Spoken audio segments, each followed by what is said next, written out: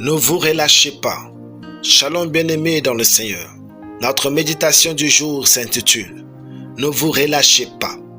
Nous tirons notre texte dans Proverbe 18:9 qui nous dit ceci. « Celui qui se relâche dans son travail est frère de celui qui détruit. » Alléluia. Lorsque vous vous relâchez, vous donnez l'avantage aux destructeurs de gagner du terrain dans votre vie. Quand vous cessez de cultiver le bien, vous ne restez pas dans un état stationnaire. En spiritualité comme en physique, la nature a horreur du vide. Le relâchement crée une brèche.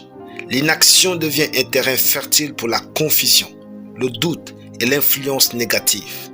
C'est normal de se sentir fatigué, mais ne vous relâchez pas. C'est normal de se décourager quand les circonstances sont contre vous, mais n'abandonnez pas. Si vous avez besoin d'une pause au niveau physique, reposez-vous. Mais restez quand même en travail au niveau spirituel. Restez diligent, car la neutralité n'existe pas vraiment. Continuez de bonifier votre cœur. Continuez de travailler votre mariage, vos affaires, vos rêves et vos études. Continuez de travailler à l'éducation de votre postérité. Continuez de servir le Seigneur et de chercher sa gloire dans la vie des autres.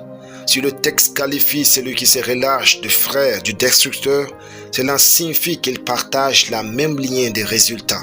En effet, le destructeur abat les murs par la force. Celui qui se relâche laisse les murs s'effondrer par manque d'entretien. Enfin, dans les deux cas, la protection disparaît et la ville est exposée. L'adversité a généralement trois visages quand on se relâche. Sur le plan spirituel, la Bible dit de veiller et prier. Le relâchement dans la vie de prière est souvent le moment où les tentations deviennent plus fortes. Sur le plan humain, dans le monde du travail ou des relations, quelqu'un qui se relâche perd sa crédibilité et donne l'opportunité à des personnes mal intentionnées de prendre sa place ou de nuire à sa réputation. Sur le plan personnel, parfois le destructeur est notre propre négligence qui finit par ruiner notre santé, nos finances ou notre paix intérieure. Faire ce qui est juste demande une intention constante.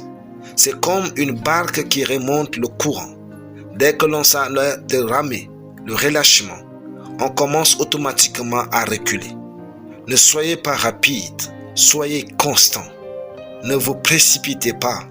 Allez à votre rythme et durez dans le temps. Alléluia. Prions.